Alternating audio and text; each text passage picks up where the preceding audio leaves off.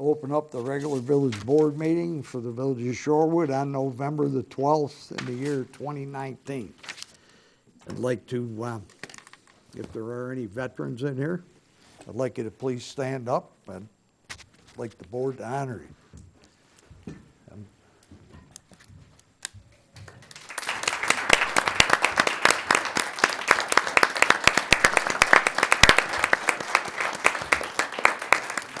Okay, thank you.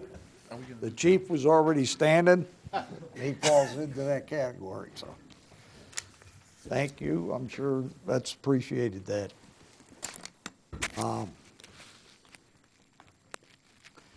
Would you join me in the Pledge of Allegiance? I pledge allegiance to the flag of the United States of America and to the republic for which it stands, one nation, under God, indivisible, with liberty and justice for all.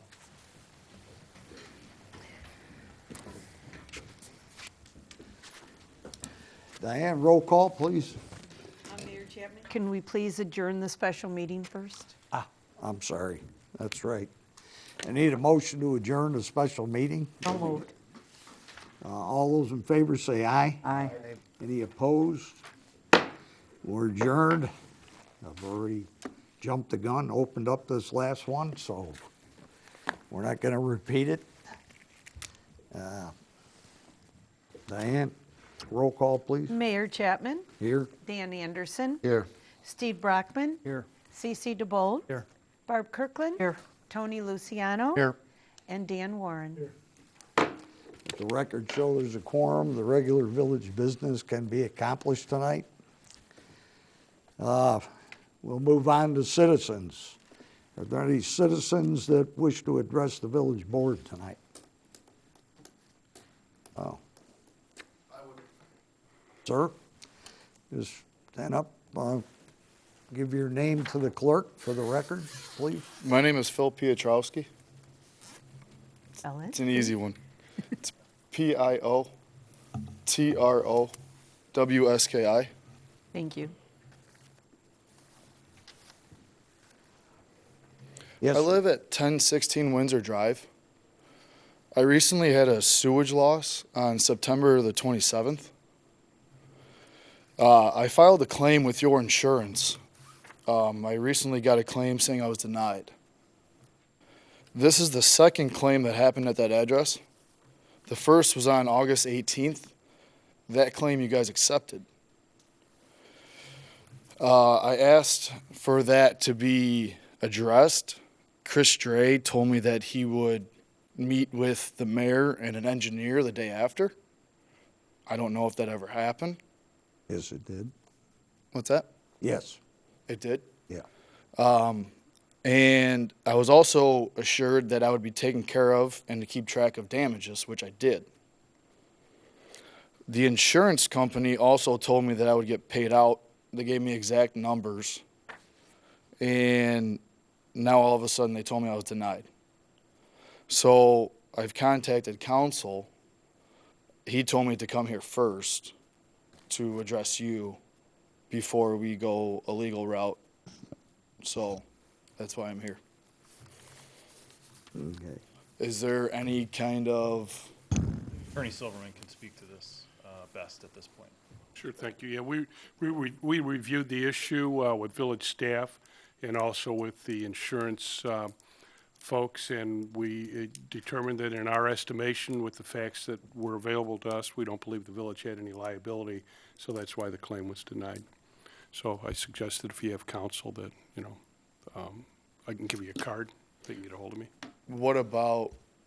Okay, so what about... We're not gonna debate the facts and circumstances of what looks to be like pending or probable litigation. What about fixing the problem at hand?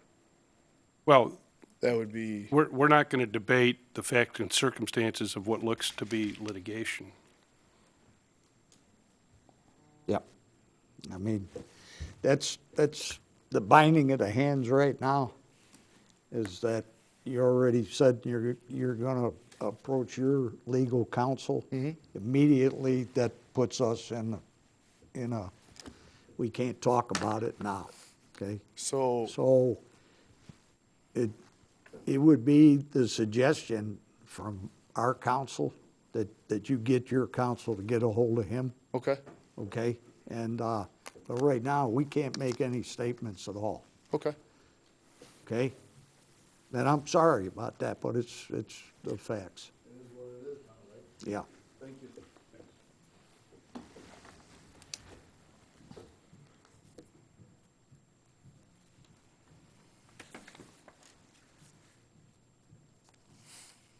Okay, any other citizens wish to address the village board tonight?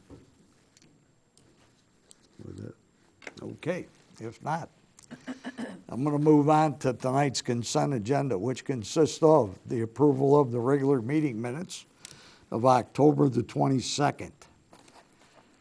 Also approval of the committee of the whole meeting minutes of October the 22nd. Number 3, approval of accounts payable in the amount of $1,346,599.55. Number 4, approval of a payment in the amount of $33,820 to Core and Maine for water meters. And finally, approval of a payment in the amount of $96,273 to Kim Construction Company for work completed on the 2019 sanitary manhole rehabilitation basin number 5. Are there any items on tonight's consent agenda a trustee has a question or would like removed for further review? I sent a couple corrections to Diane for the minutes, so if we could just say approval of the regular minutes as amended for number 1, item number 1. Okay, the one question about that I always ask, is it a content change or a correction in like a name or punctuation or, because if it's content change, then we all need to know what it was. Punctuation. Okay, it's punctuation. Okay, then, no problem. Okay, as amended. As amended, yes. Okay, Motion to approve the consent agenda as amended. okay. Diane, roll call, please. Anderson. Yes. Brockman. Yes. Kirkland. Yes. Luciano. Yes. Warren. And DeBold. Yes. Okay. Right now, I'd like to move on, well, are there any communications to the board, Diane? Yes, we have the Arbor Day proclamation. Okay.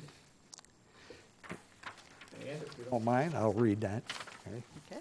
All right. All right, Arbor Day, we got a village that's called Shorewood, right? So we love our trees.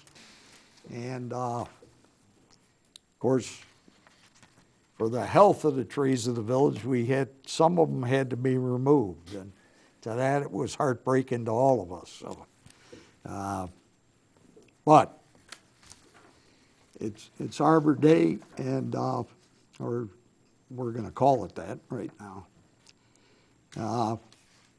Whereas in 1872, J. Sterling Morton proposed to the Nebraska Board of Agriculture that a special day be set aside for the planting of trees. And whereas this holiday called Arbor Day was first observed with the planting of more than 1 million trees in Nebraska. And whereas Arbor Day is now observed throughout the nation and the world. And whereas trees can reduce the erosion of our soil, wind, and water, cut heating and cooling costs, moderate the temperature, clean the air, produce life-giving oxygen, and provide habitat for wildlife. And whereas trees are a renewable resource, giving us paper, wood for our homes, fuel for our fires, and countless other wood products. And whereas trees in our city increase property values, enhance the economic vitality of the business areas, and beautify our community. And whereas trees, wherever they are planted, are a source of joy and spiritual renewal. Now therefore, I, Richard Chapman, Mayor of the Village of Shorewood, do hereby proclaim Arbor Day in the city of Shorewood. And I urge all citizens to celebrate Arbor Day and to support the efforts to protect our trees and our woodlands. And I urge all citizens to plant trees, gladden the heart, and promote the well-being of this and future generations. Dated on the 12th day of November 2019.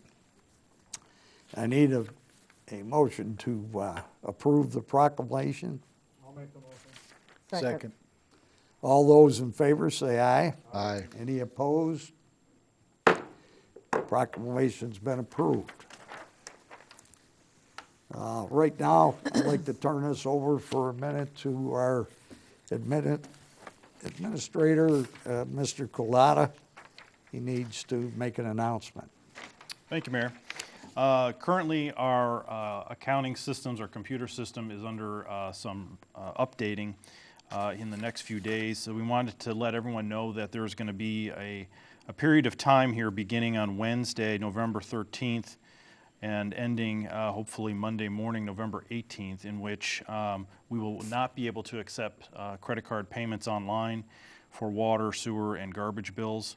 The system should be back up online on November the 18th.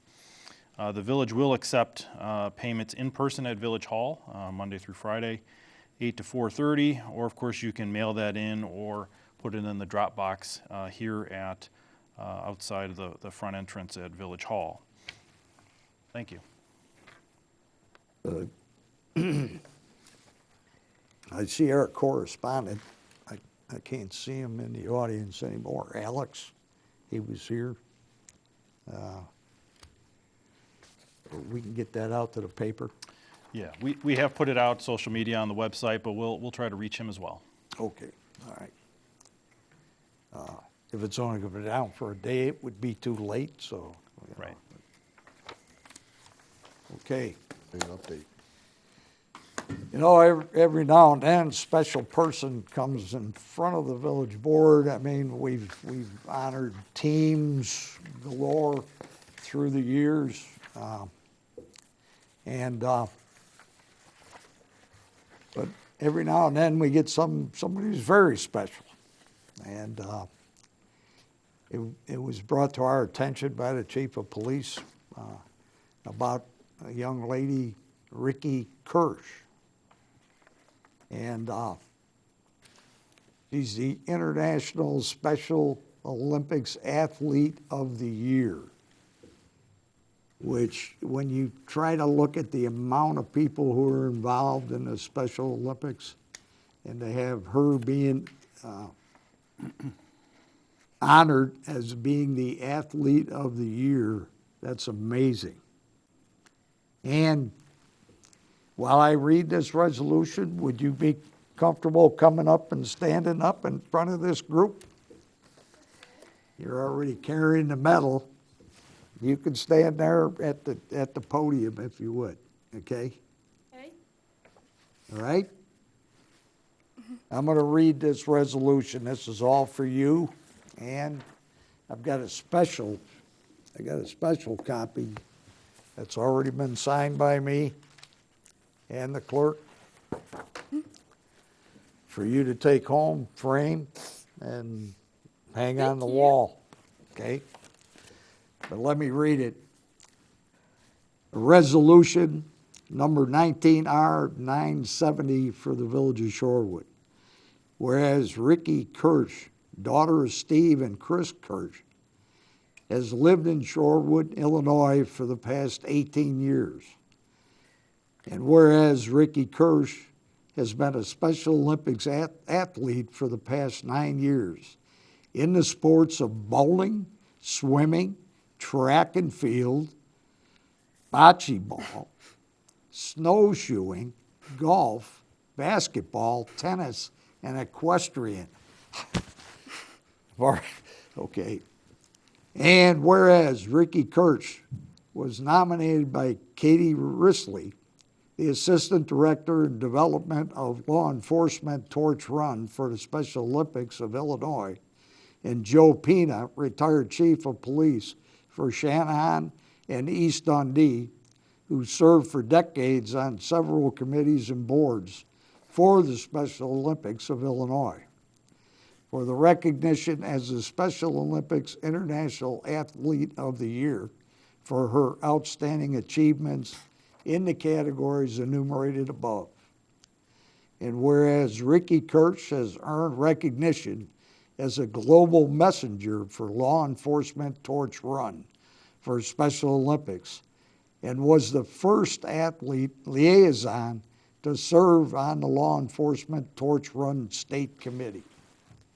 And now therefore be it resolved, I, Richard Chapman, President of the Board of Trustees of the Village of Shorewood, Will County, that we do hereby express our sincere congratulations to Ricky Kirsch for her recognition as the Law Enforcement Torch Run International Athlete of the Year. We recognize and commend your dedication and your hard work. Such a title brings honor to you, your family, and us. So, Board, and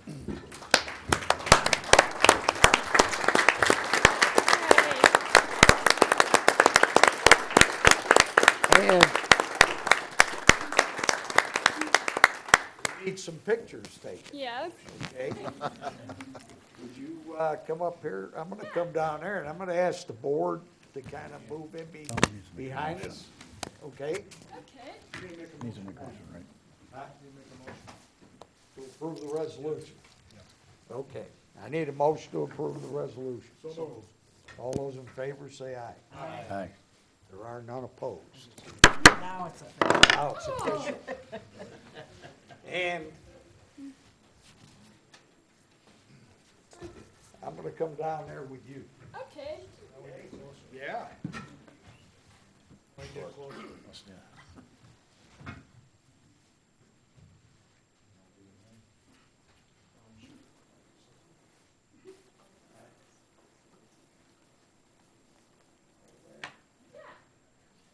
Hey, let me shake your hand. Hey. She's steady as a rock. Thank you.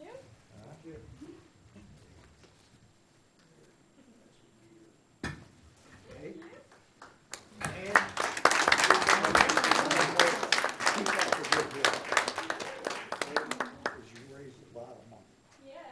Yes, you do. Thank you. Congratulations. We'll take a moment.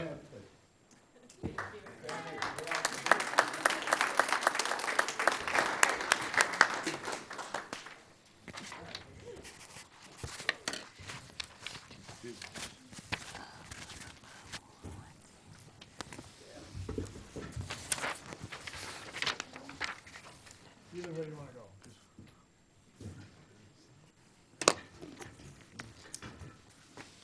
Just,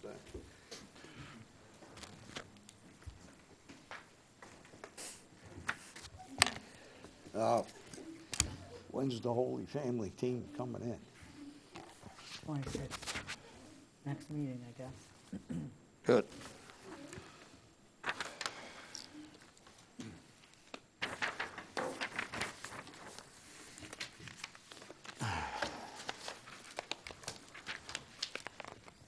Okay.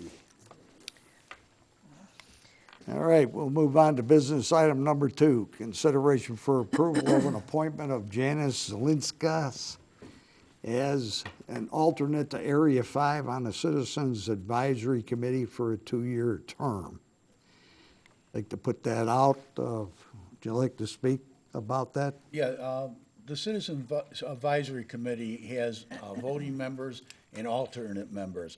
One of the alternate members in Section 5 was unable to keep the commitment she had to the committee, so consequently it leaves the spot vacant. Janice has been on the committee since we revised the ordinance, And in order for us to meet the requirement of a quorum, we need to fill that spot. And Janice has been, contributed very well to the committee in addition to bringing new members to the committee. So with that being said, if there's no questions, I'd like to make the motion. I'd like to make a motion to approve the appointment of Janice Zelinka as alternate to Area 5 on the Citizens Advisory Committee for a 2-year term. Second. Okay, Diane, roll call, please. DeBold, Yes. Warren. Yes. Luciano. Yes. Kirkland. Yes. Brockman. Yes. And Anderson. The appointment's been made. Okay. Janice isn't here tonight. Are you? Okay. I'm sorry. Zaluskas. Would you like to come up? Okay. Well, say hi to your board members. Okay. All right, and welcome aboard. Thank you for taking that time out.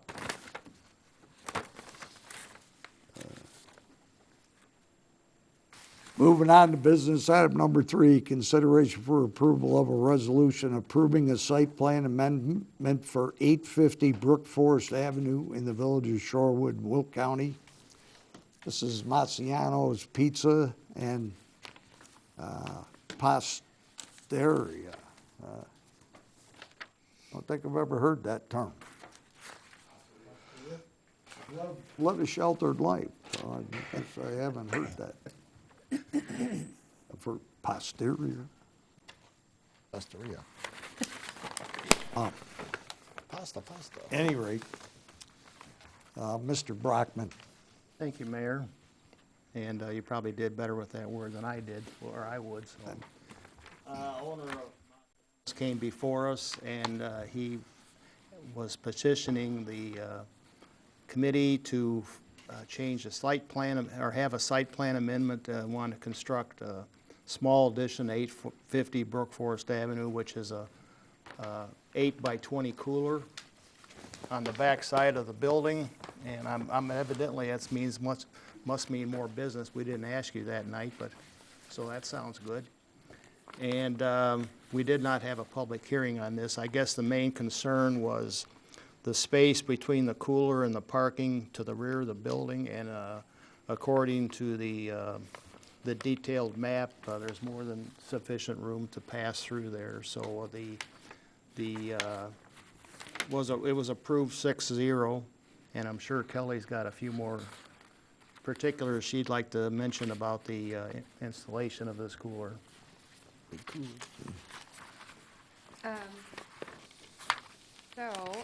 I'll give a couple details here. For those that are not as familiar, Maciano's Pizza is located on basically the end of a multi-tenant building, and they are looking to install a cooler. It's shown here in red, and it actually does not extend any farther than the existing trash enclosure. That was some of the discussion, as Trustee Brockman indicated. Here is a floor plan of that cooler addition, and then you'll see the design of the cooler, and then the business owner is willing to clad it with some brick material to resemble the existing brick cladding on the building, as best as can be matched at this point. And so the PZC, as indicated, did find that it met all of the requirements and did recommend approval. We do have a representative from the business here in the event anybody has any questions, and we are requesting waiving the second read. Or I'm sorry, there is no second read. And I guess to be clear, a site plan amendment does not actually require a public hearing, which is why it wasn't published as such, but it does require PZC recommendation and board approval. Any questions from any of the board? One quick one, it just triggered it. When, I thought it was gonna have an entrance from, is it an entrance on the inside? Because you showed that one picture up there, it had an outside door. Correct. Oh, so it's got two? Okay. Right.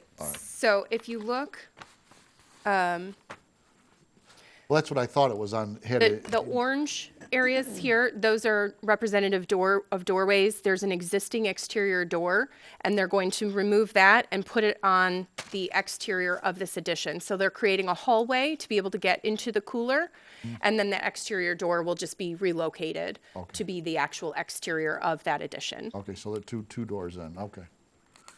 I thought there was just one on the inside until you, I had a question, I think that they asked that evening and was not able to be answered, is related to the drainage on this. I think that someone asked that night if there's a drain on here, or is there provision for the water to drain into something outside, or is it self-contained? You didn't seem to have an answer. There is no gutter system. I checked with that, but it does have the protective layer on top to where I think the water just comes off. Well, a refrigerator has to have some type of drainage, water condensation. Does that drain out on the sidewalk, or is it, That's all on the roof. it's all on the All the roof? refrigeration part's Okay. on the roof. So it doesn't drain off at all? Okay. That's all I had, thank you. If there's no other comments or questions, I'd like to make a motion to approve a resolution approving a site plan amendment for 850 Brook Forest Avenue in the village of Shorewood, Will County. Diane, roll call, please. Luciano? Yes. Warren? DeBold? Yes. Kirkland? Yes. Brockman? Yes. And Anderson? yes. Okay, agenda item number 3 stands approved. Okay. Moving on to number 4.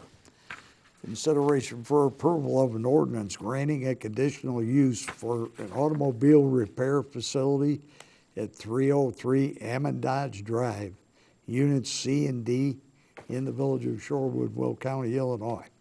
This is a diesel truck center. This is up for a first read. Mr. Brockman. Thank you again, Mayor. Christopher Flores, who's here this evening, came before us wanting a conditional use for automobile repair facility, which is actually for semi-trucks. And a public hearing was held. No one spoke at the public hearing, either for or against. Does come here with a 6-0 vote. And Kelly, if you'll go through the concerns that the committee had. Certainly. So the location of this, the subject property is 303 Ammon Dodge Drive, which is the southwest corner of Ammon Dodge, and it's adjacent to the river. That's actually where some of the concerns came. It's currently, it's a multi-tenant building, and they will be occupying half of it in an I-2 zoning district, which is why the conditional use is being requested to be able to permit the automobile repair. There's going to be 2 repair bays within the building, as well as an office. Employees will park on the rear of the property, and any parking that needs to occur for the trucks that are either waiting for repair or already repaired will occur behind the building. The questions came up regarding this potential truck parking area. As we were reviewing this request, it was determined that the parking lot was likely expanded by the prior owner without village approval. And in an effort to work with the business owner looking to operate a business out of this location, we have identified to the property owner the issue and the need to at least address the additional gravel that has been put down. It is within the floodway and the floodplain, so there are some concerns there. Commissioners did express some concern with some drainage issues that are currently happening on the southwest corner of the site. However, the property owner has been in contact with staff, and we are working with them to identify how they want to proceed. It can either be removed and restored, or the owner can identify how to pave the parking lot or the parking area while still meeting the requirements for the stormwater and floodplain ordinance. So the PZC recommendation was to recommend approval, but it was with the condition, first of all, that the business may not utilize that parking gravel yard on the west side of the building unless or until the village board approves it. And so that would be either, depending on what they want, what the property owner wants to do, it could be a site plan approval process to expand the parking lot, or it could be some sort of variance process or some other combination. We're not clear as to how the property owner wants to proceed just yet. So if the conditional use is approved for the truck repair facility, then the diesel truck repair would only be able to park their vehicles behind the building. Is all that orange in the floodway? You know, What part is in the floodway? the majority of it is in the flood. Well, the majority of the western part of the property is in the floodway. There was, when it was originally approved, there was some compensatory storage that was required because of the excavation within the floodway. However, I'd have to pull a map to know for sure. The majority of the property is, or the rest of the property is in the floodplain, which certain improvements can be made within the floodplain. And that's why, you know, we needed to get the engineer on board and working with us and the property owner so that we could understand what really needs to be done. In that way, then we can work towards some solution. So if it is in the floodway, is there, and I'd have to go back and look at that kind of stuff, but isn't that, can you put gravel on there or nothing else? You can't put asphalt down, can you? So likely what would happen is there would be a requirement for compensatory storage. Currently, the gravel is already compacted, so you could argue that that's already impervious. By putting asphalt on top of that, doesn't worsen the situation. The question really becomes, what are the elevations? And if there is compensatory storage requirements, how much and where would they put it? So it's really more engineering questions, because it can be done, But what they're proposing. isn't that the river right there? It is. Being that close to the river, do we really need to require storage? Because wouldn't it be better just to let it run off and get out of here?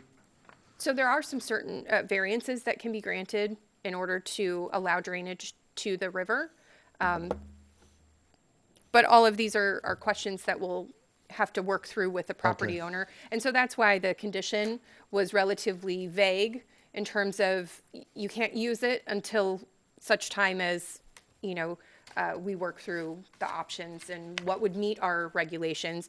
And the concern about there already being drainage issues, if the owner decides to keep this area for parking, then there will have to be something to alleviate the drainage issues that are out there.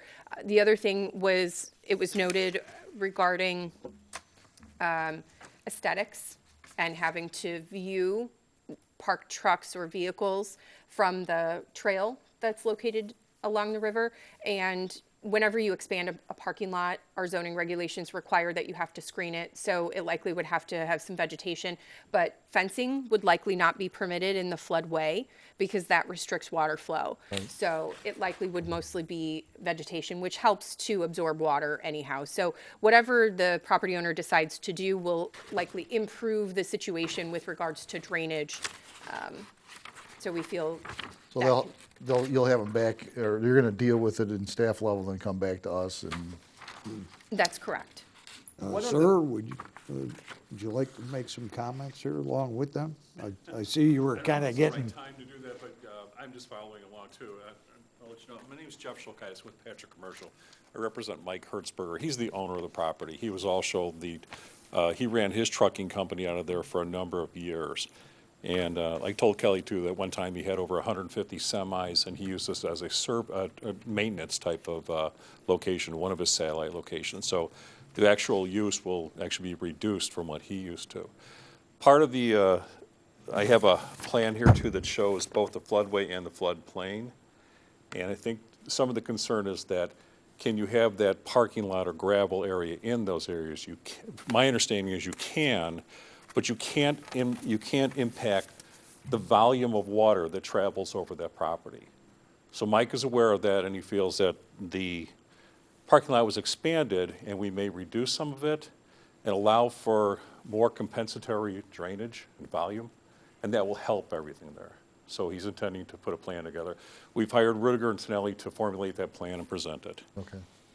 What are the drainage concerns that are being expressed with planning and zoning, though? I mean, we're talking about a piece of property that's got a compacted gravel lot that's draining, from what it looks like here, it drains to the back of a bike path and then into the river. Can I address a little of that, too? Yeah. It's hard to see this, but on here, it shows the other buildings in the park there, and all of them have buildings along the property line. We do not. So the drainage issue, our feeling is not caused by us, but yet we'll work with whatever helps that situation. Those buildings are right on the lot line, so, and they're very large buildings. Well, my question, though, will be for staff. What is the drainage concern? What's the problem? I mean, we just keep using the term drainage issue. I mean, can we better elaborate on what the drainage issue is? So the issue brought up at the Planning and Zoning Commission was that there was ponding that occurred on the bike path. I believe there was also concern about erosion for the bike path.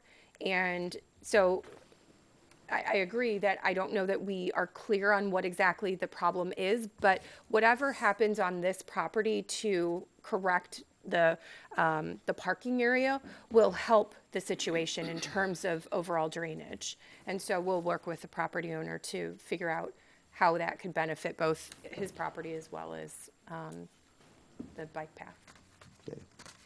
Is the bike path eroded away? I mean, is that creating a problem? Does anybody have an answer for that? It's all new to me right now. I've not been informed or had complaints about that put by me. So. Okay. I'm with you. Where the complaints arise from at that planning and zoning meeting? From the commissioners? Commissioner Olson, I think, was the one. She said she walks her dog along that path and noticed that there was some puddling and ponding along the path. Nothing was determined as to what the location was, if it's by our property or farther to the east. And after looking at it along that path, we kind of noticed that there's buildings right along that pathway that back right up to it. So we have a large open gravel area in the back and have no history of issues that we've seen of, puddling or ponding on our property. But in order to try to work the whole thing through, Mike has said, there has to be a compromise, whatever we need to do within reason and, allowable, we'll work with that. So it sounds like you gotta wait for the next rain to figure out what's going on over there. Mm-hmm. Pretty much. April. It sounds like we got a business owner which is very accommodating to try to help rectify the problem. Yeah, so correct. I think that's a positive there. Is there any precautions being made for the drainage being contaminated? Because I know you had a place there before. Is the building requirements require a triple basin, or is it already in It there? has a triple basin in the property, It's already in there? yes. It was inspected and approved by both the building department, the plumbing department, and the fire department. That is correct. Okay, thank you. Okay, Make a motion. thank you. Anything else of concern? Otherwise, I'd like to make a motion to approve ordinance granting a conditional use for automobile repair facility at 303 Armitage Drive, Unit C and D, with two conditions: that the business may not utilize the parking gravel yard on the west side of the building unless site plan approved is granted by the village board, and two, property shall be developed, utilized, and all businesses operated in conformance with the zoning ordinance and all other applicable ordinances, regulations of the village, and waive the second read. Okay, Diane, roll call, please. Brockman, Yes. Anderson. Yes. Kirkland. Yes. DeBold, Yes. Warren. Yes. And Luciano. Yes. The agenda item number 4 stands approved. Thank you Thank you, very Kelly. much. Moving on to number 5, consideration for approval of an agreement with RJN Group for flow monitoring Park Shore Drive and Birch Drive, North Basin. Number 3. and Imperial Mobile Homes Northern Basin, number 6. Mr. Gray. Thank you, Mayor. I've asked Joe Sullivan to stop by in case there's some questions you may have for him. First is the agreement for flow monitoring. What we want to do there is reestablish a good basis of what we've been able to complete with the manhole rehabilitation. We had some dive flooding. We also know we did some televising in that area. So we want to make sure on Birch and Park Shore, that's what we're looking for, is what the Long Streets and the Meadows is producing when it comes to inflow and infiltration. And then also additionally, after a meeting with Mr. Collado, we realized that the mobile home park is probably another area that would be interesting to take a look at specifically by itself, just to see past the entrance off of Route 52, we really don't know what that infrastructure looks like. So that's not ours. So we want to make sure that we have an idea of when it rains and whatnot, of what flows we're seeing compared to what we build them water-wise. So that's that first flow monitoring proposal that Joe has here. Additionally, Joe produced some maps taking a look at our sewer program, what we've done. We've got some typical program steps in the left-hand corner, and then we have by basin what's been completed so far throughout the community. Am I missing something, Joe? Or? No, good evening. Thanks for having me tonight. So as Chris mentioned, the two proposals before you are a continuation of the sewer program that was started in 2016.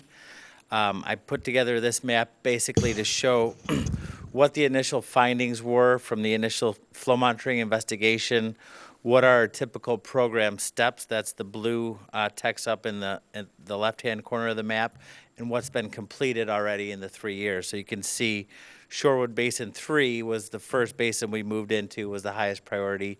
All those bullets below that have been completed to date. Shorewood Basin 5 and Basin 6, a lot of work has been conducted and completed there as well. So the two proposals, as Chris mentioned, are continuation with dyed water flooding, which is a follow-up to the smoke testing that was completed this year, and then a progress flow monitoring in Basins 3 and 6, which would basically be identifying flows coming from Imperial Trailer Home Park, as well as measuring the flows specifically from the Long Streets area.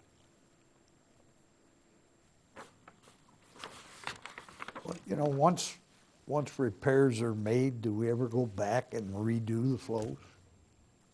That's what we're doing with the manholes right now in Basin 3. So we've got historical data. We have the original flow test data that they'll be able to take and compare, and that's part of the proposal is once that flow monitoring is done, they'll be able to say, we were able to see this improvement in that area just off manhole rehabilitation. The next year, part of our plan is to go in and repair the pinpoint holes that are out there and then line the streets that need to be lined. And then maybe after that point, when we're comfortable that we've got a lot of that established, we go back and identify, you know, if we've got all of those leaks. There's really no other way to kind of verify that the work was completed unless we do the flow monitoring. Yeah, and that'll be what, next year, or you think? Well, the pinpoint repairs and the lining we're proposing for next year. No, the next flow monitor, the next Oh, flow. it probably won't be for another. It'll be a few years out yet. The post-rehabilitation flow monitoring that you speak of definitely shows the reduction in flow over time. The flow monitoring we're considering right now is basically a progress flow monitoring to show has some progress been made, and also let's identify, you know, which parts of these worst basins, you know, may be experiencing the most flow. You know, is Imperial contributing a big part of it, and is the Long Streets contributing more than their share for that Basin 3? So kind of hones in a little bit on what we already know. Yeah.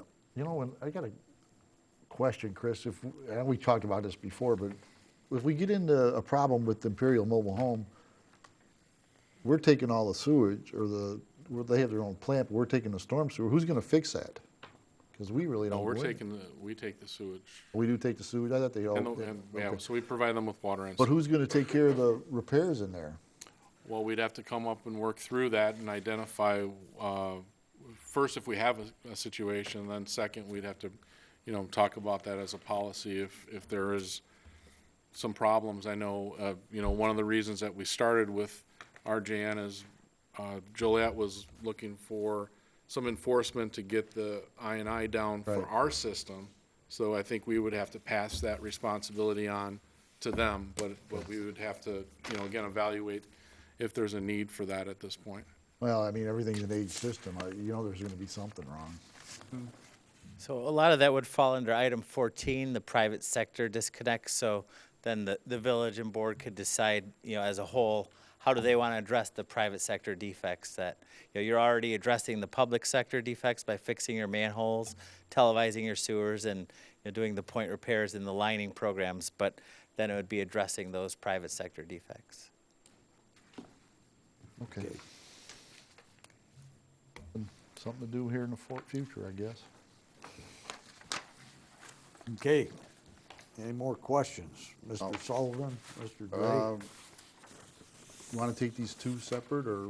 The Yeah, two agreements? separate. Okay, I'll make a motion to approve the approval agreement with RJN for flow monitoring in Park Shore Drive, Brook Shore Drive, or Birch Drive, Northern Basin 3, and Imperial Mobile Home, Northern Basin 6. Second. Okay, Diane, roll call, please. Kirkland, Yes. Brockman, Yes. Anderson, Yes. DeBold, Yes. Warren, and Luciano. Yes. Okay, number 5 stands approved. Moving on to number 6. Consideration for approval of an agreement with RJN Group for dyed water flooding. This is sanitary sewer flow basin number 6. Mr. Dre? I'm gonna refer this to Joe. He can go through and explain what dye water testing is there, and what we're looking for, how they kind of work, because I think this would be the first time it's been presented to you all. So dyed water flooding is what it sounds. We're dyeing water. We're dyeing it bright fluorescent green color, and then we're flooding the storm sewers where we found smoke coming out during the smoke testing phase of the program. So we smoke tested all of basins 3, 5, and 6. We have dyed water flooding yet to do in basins 5 and 6. So it's basically 6 storm inlets in those 2 basins emitted smoke during our testing. The sewer at that time is full of smoke, so you can't tell what's broken, what's wrong with the 2 sewers, how are they cross-connected. Putting the plugs in the storm sewer, flooding it, and then televising the sanitary sewer simultaneously, we can pinpoint exactly what's wrong and make the right recommendation for what needs to be repaired. It's pretty exciting, so if anyone wants to come out during that phase, more than welcome to come out. Okay, all right. Yeah. Let us know when you're doing it, will you? You gonna let it warm up past 5 degrees? Yeah, we're not going to do it on a day like today. That would create a lot more problems than what we want, so we're going to wait till, I think it's supposed to be 47 on Sunday. Okay. Any questions for Mr. Sullivan on the dyed water flooding? I'll make a motion to approve the agreement with RGN's group for field services for dyed water flooding for sanitary sewer flow basin 6. Second. Oh, there you go. Diane, roll call, please. Kirkland, Yes. Brockman. Yes. Anderson, Yes. Luciano, Yes. Warren, DeBold. Yes. The number 6 has been approved. Okay. Moving on to Thank you. number 7. Consideration for approval to purchase a 1,065-gallon de-ice sprayer from the Diltmeyer Sales in the amount of $16,694. Mr. Dre. Thank you, Mayor. This is an additional add-on to our snow and ice, our anti-ice program.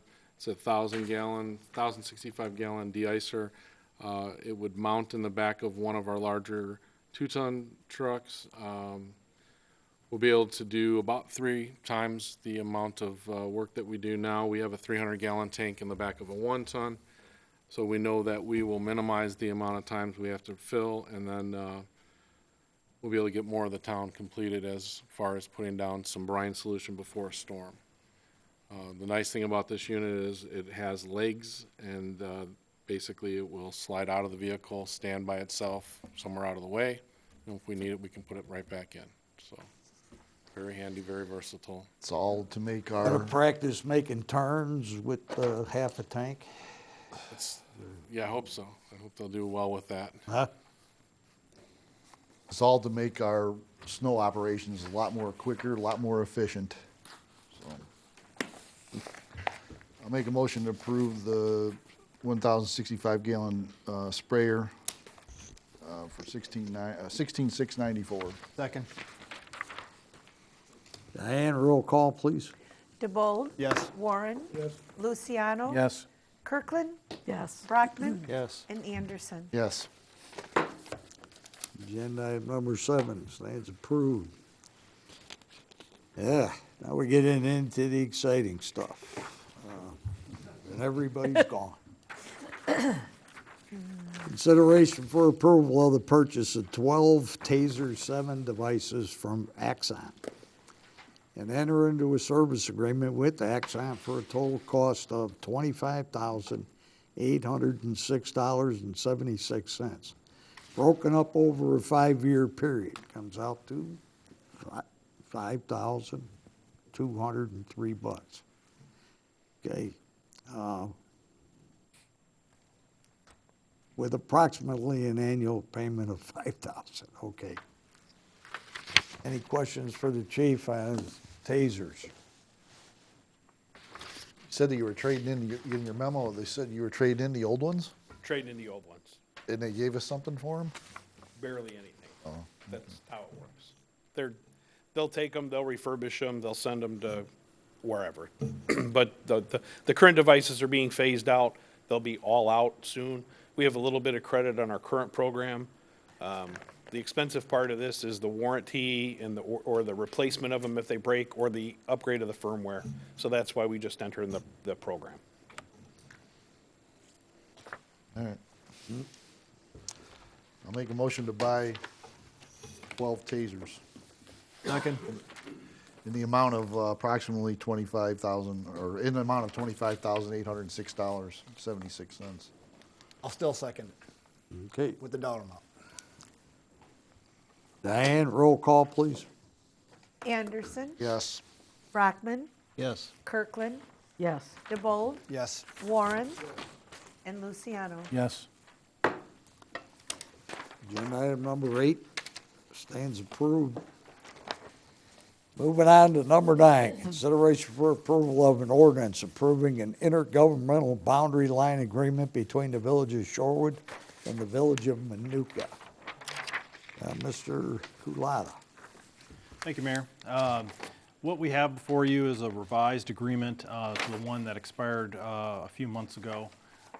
Generally speaking, it represents the same type of boundary line and understanding in terms of control within the boundary lines.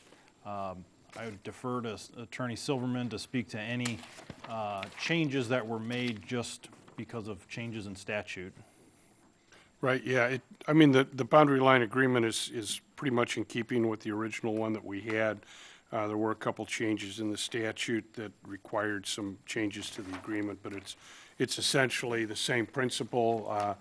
You know, you stay on your side of the line, we'll stay on our side of the line in terms of annexation, planning, boundary matters like that. It is in front of the Manuka Village Board in a couple weeks, so we're presenting it to you for first read tonight. I think we discussed it, I don't know, several months back, if I'm not mistaken. Yeah. The term length for this one? 15 years, I believe. Maybe it was 20. Hang on a second. I read 20. Okay.